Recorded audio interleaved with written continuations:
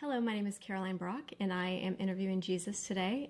We are in the States, in Philadelphia, and I am a Mormon, and I'm interviewing Jesus on Mormonism and how Mormonism was started.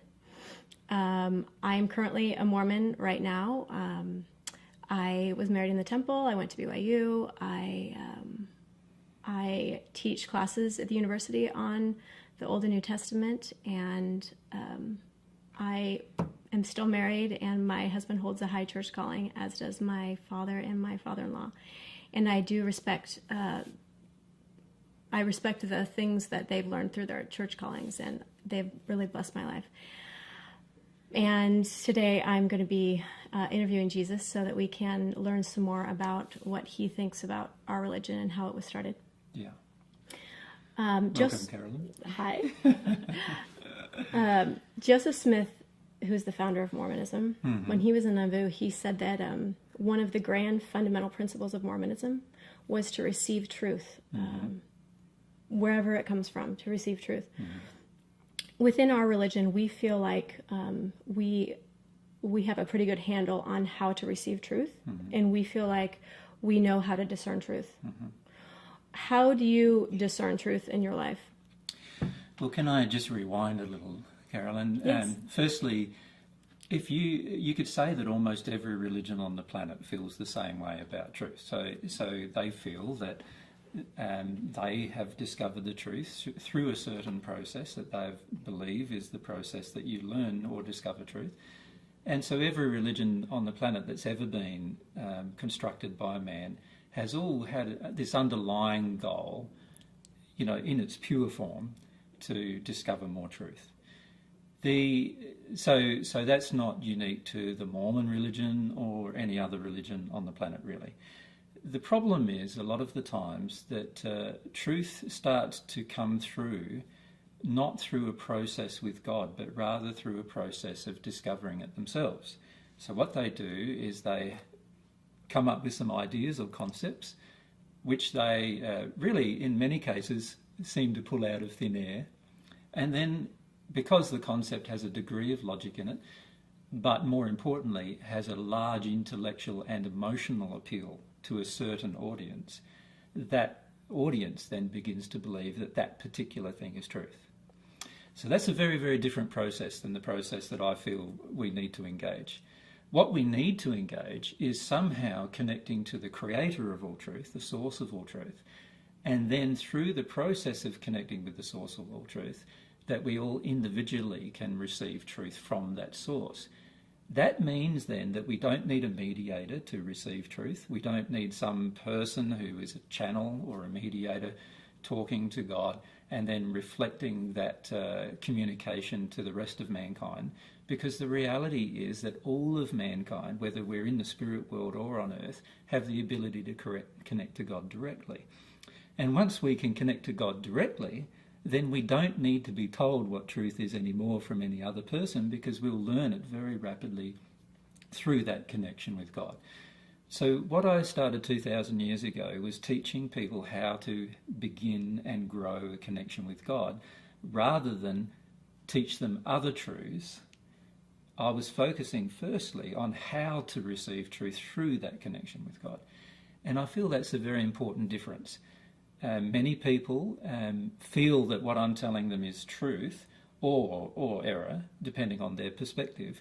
But the reality is, when a person comes to a connection with God, they eventually finish up having the same feelings that I have about certain truths. And the reason why is because God can connect to all of us individually and tell us the same truth through that connection. It's just, so then the question really becomes, how do we connect to God? Which is really, how do we receive truth from God? And that is through the process I've been describing, which is a process, firstly, of learning to be completely humble. Secondly, being open to truth, whether it's external or internal. And then thirdly, and most importantly, being open enough to receive divine love so that the soul gets transformed into its ability to absorb truth. Because the main reason why the humankind cannot absorb truth is because we have emotional impediments which prevent us from absorbing higher truths, which could be given to us by God or by other people even, and yet we reject them because of our certain emotional impediments or our belief systems and emotions that cause us to reject things as truth. Great. So that's the process that I'm describing to people, and I feel that's the same process whether you're a Mormon or whether you're a Christian of any kind, or whether you're a Muslim, or whether you're an atheist, or whether you have any background in religion whatsoever. You still have the ability to eventually connect to God through that process. What do you, in general, believe are the qualities of eternal truth? Are there qualities that are right across the board similar? Yes, and perhaps we probably need to separate that as a completely separate discussion, because at some point I'll be giving an interview to a group of people about the qualities of truth. Okay. I feel there are 20 or 30 primary qualities of truth. Okay. All of which are very different to what mankind thinks. And if I can maybe list a couple of them which impact upon this discussion. One is that many people believe that once you've received the truth, you won't have to modify it in the future. And to a certain degree that is true, but obviously if God is the owner of all truth and God is eternal, then it would make sense that there is an infinite amount of truth available to us as humans. Now, because we have a finite mind and a finite soul, a finite ability to understand, it would also make sense that no matter what we currently believe the truth to be, that at some point in the future we're going to have to modify that, as it will be more refined as we get closer to the infinite truth that God actually has. And so I feel that is one primary thing to bear in mind in this discussion, as it would be in any other religious discussion about any religion, is that we need to bear in mind that each religion, any religion that believes itself to be the only owner of truth, is automatically out of harmony with that one principle of truth or quality of truth, and that is that the truth is infinite, and so therefore there is no one owner of truth in terms of stability. We need to grow in truth. I am saying, though, that God owns all truth. I'm not saying that any person, including myself, owns all truth, because to own all truth you would have to be God herself. So what we want to do is encourage people to understand that one of the qualities of truth is that it is infinite, and therefore, being infinite, it also will mean that at some point I will have to change my opinion, and so will everybody else who is ever growing towards God will always have to learn to finish up changing their opinions quite frequently, in fact. Yes. Okay, great. Yep. Mormonism began when Joseph Smith, at age 14, went into a grove of trees and prayed and asked what church to join. And there are different accounts of the first vision, but the official one has God the Father and Jesus coming down and introducing themselves and saying to Joseph, don't join any church. In your view, what is the possibility of this occurring? Well, firstly, we need to understand the background of what was happening. And I feel this is where many people on earth don't understand spirits. And Joseph Smith himself, when he was on earth, did not understand spirits either. So what that meant was two people in the spirit world could appear to him and claim to be God and Jesus.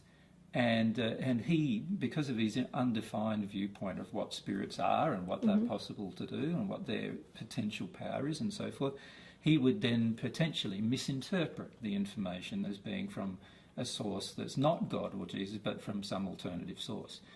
And the reality is that the majority of religions that have had some kind of inspiration from appearances or visions have all begun in the same way.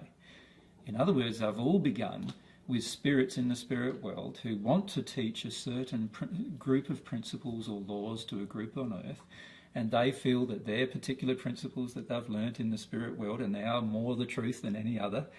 They will often come to an individual such as Joseph Smith, present themselves to be something. They don't necessarily say they are that particular thing, but the person on earth then interprets it as being those particular people, God and Jesus in this case, and then the person is very, very open to the transmission of the information, and therefore the reception of the information and the recording of the information. And this is what's happened to Joseph Smith. There were two spirits in the spirit world who believed themselves to, and they know who they are, they believed themselves to be influencing Joseph Smith in the right direction. They knew that Joseph Smith interpreted them to be God and Jesus, but they did not correct that interpretation. And then they opened the way for Mormon to deliver what he believed was the truths, the set of truths or the set of guidelines and principles to Joseph Smith through this transmission medium of what many people refer to now as channeling or mediumship, or many of people view it as prophecy as well. So in his case, he viewed it as prophecy, as him being a prophet, which he was, by the way, just not a prophet motivated by the spirits he believed to be motivated by at the time. Okay. Yep. Mormons often, so along these same lines, Mormons often reason that either Joseph Smith was a complete fraud and that he wrote the Book of Mormon himself and that he lied about all these things, or that everything that Joseph Smith did came directly from God. Yep. That's their reasoning. Yep.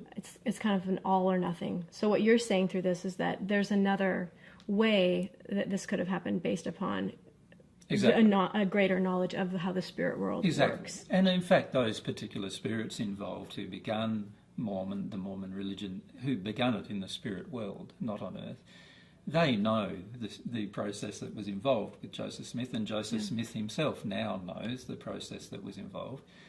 And this is why many Mormons still have some difficulty resolving what process was involved, because many times some of these spirits come along in a state of truth and influence the people on earth to start to see that there maybe is a third alternative, and that is that we have a relatively sincere man in many respects, Joseph Smith, who was quite open and desirous of communicating and actually worshipping God. And as a result of his openness, he was quite open to being influenced by some people who believed there was a specific way that he should worship God. And he was quite open to receive their particular directions. And as a result of that, they appeared to him. This established the openness even further through this visions and realizations and these experiences, spiritual experiences that he had. And then, since he was so open, this information could be transmitted to him. It doesn't mean that he was a fraud in the sense that he did experience it. The reality is he did experience many of the things and most of the things that he said he experienced. And the spirit, he just misinterpreted many of the spirits who were interacting with him.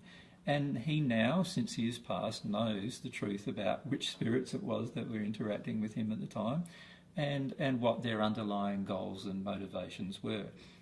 Just as those spirits always knew what their underlying goals and motivations were. And God does not communicate directly through voice to any human. That is one of the things that most people on earth do not understand. So every time that any person on earth believes they hear a voice coming from God, it is not from God, but rather from a person in the spirit world who is portraying themselves either to be God or allowing the person on earth to believe that they are God in the transmission of the information that they have to give to them. And there are many voices claiming to be God which are very dark and very, very malicious and actually cause people to murder others and kill others. And there are many voices claiming to be God who are less malevolent and are more benevolent. They're still not completely truthful, because if they were completely truthful, they would never claim to be God or allow the person they're communicating with to claim that they are God. But the reality is many people on earth do interpret these interactions as being sort of godlike type interactions, which are very emotionally overwhelming and overpowering, which they then believe is an actual experience with God. And then they utilise that particular experience as the justification for them to continue to communicate with those particular spirits. So I can see how some people would say, why does God allow this to happen?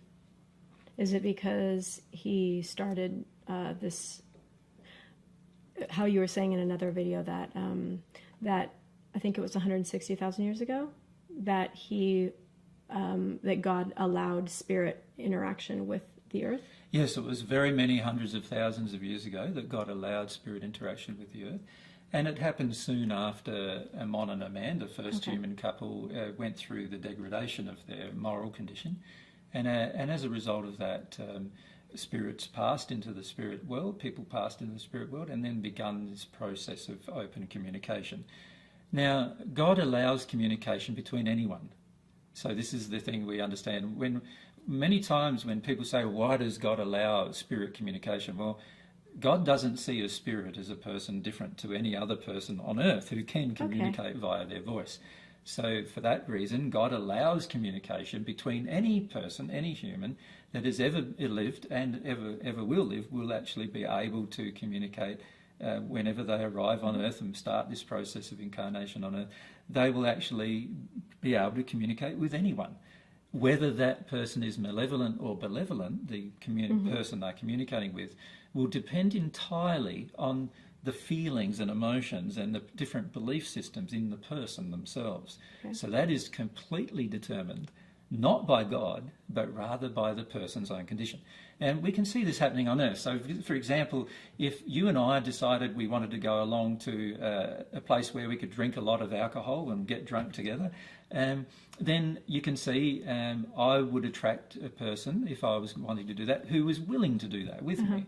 Now, you, being a Mormon, you probably wouldn't want to get drunk, and so when I invite you to come along and get drunk with me, you'd probably say no. Whereas if I invited another person who was happy to get drunk every night or every week, then he'd probably say yes. And this is the underlying principle that's contained in the Bible, which is about associations. We attract the people we associate with. And it's exactly the same with spirits. So Joseph Smith attracted these particular spirits to communicate with him through a process that engaged all of his current set of belief systems at the time, as well as his current emotional condition at the time. Some of which, was quite sexualized in nature, some of which was quite male-based chauvinism in nature, some of which was a desire to actually connect with God and a pure desire to connect with God, and some of it was his pure desire to have more truth in his life. And it's a mixture of all of these particular emotions in him and belief systems in him that caused the particular attraction to that group of spirits who portrayed themselves to be God and Jesus initially, and then later Mormon, and then give him a set of information that he could then turn into some kind of religious practice. Okay, great. It is the belief of Mormons that the Book of Mormon was brought forth to help gather the 12 tribes and to prepare the world for the second coming of Christ. Can you give us your understanding of where the Book of Mormon came from and how it came to be? Who wrote it? It's very important to understand, firstly, that the Book of Mormon the people who were behind the Book of Mormon in the spirit world did have some sets of beliefs that they had already established quite firmly within themselves as to being what they believed to be the truth about God, the universe, and religion generally. Now, this specific set of beliefs included some quite strong beliefs about the Israelite nation, and that was a part of these belief systems, and also some quite strong other beliefs in other different areas. And as a result, some of the beliefs that they transmitted to Joseph Smith were very much an inflection of their own very strongly held belief systems, and other beliefs were more what I would classify as generally principled in nature, where it encompassed a lot higher belief systems than that. The reality is that God has not selected or chosen a group of people. There are many groups of people on the planet who wish to believe God has chosen them, but God desires a relationship with every single one of her children. Therefore, it would make sense that God doesn't choose one single group of her children in order to distribute truth. That being said, there are certain groups that have been more open to God in the past than other groups, and there are certain races of people who have also been more open to the belief of one God than other groups of people. And those particular groups of people, it has historically been a bit easier to transmit truth to than others. And as a result of that, God has used the spirits in this interaction with the people on earth who are more open to receiving some of these truths. And Joseph Smith was one of those people, but he's one of many, many people over a long, long history of hundreds of thousands of years on the planet where truth has been received by spirits through the same process.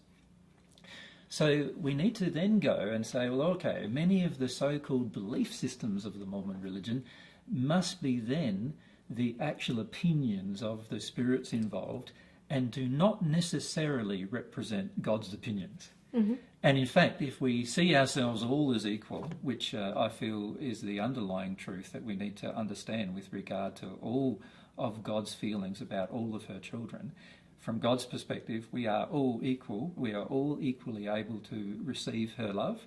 We are all equally able to engage him in this conversation and engage him in this interaction and relationship. That being the case, there is no one specific individual or person, including myself, who has ever been favoured by God through this process.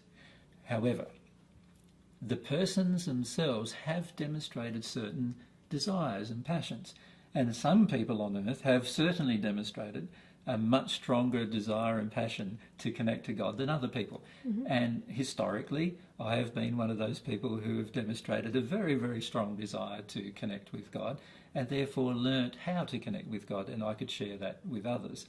But that doesn't mean that I'm the only person who can connect with God in that same way. Any person on this planet can connect with God in that same way. So from that sort of aside, we can see that this interaction that Joseph Smith had was that there was a feeling in him that he wished to create a favoured people on the earth. And this wish was also present within the spirits who communicated with him.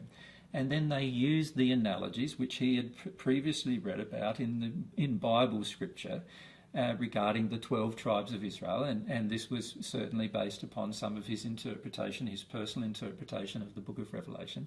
And as a result of that, he then started to feel that he was going to create this special people for God on earth. Mm-hmm. And that in itself is an underlying error, because from God's perspective, there are no special people for God on earth, because everyone is special for God. Yeah. And if you desire to be close to God, then that process has already started and can be engaged more fully once you know how to engage the process, which is a very simple process that a child can understand. And we do not need a very, very large group of belief systems or theories or philosophies in order to engage this process with God.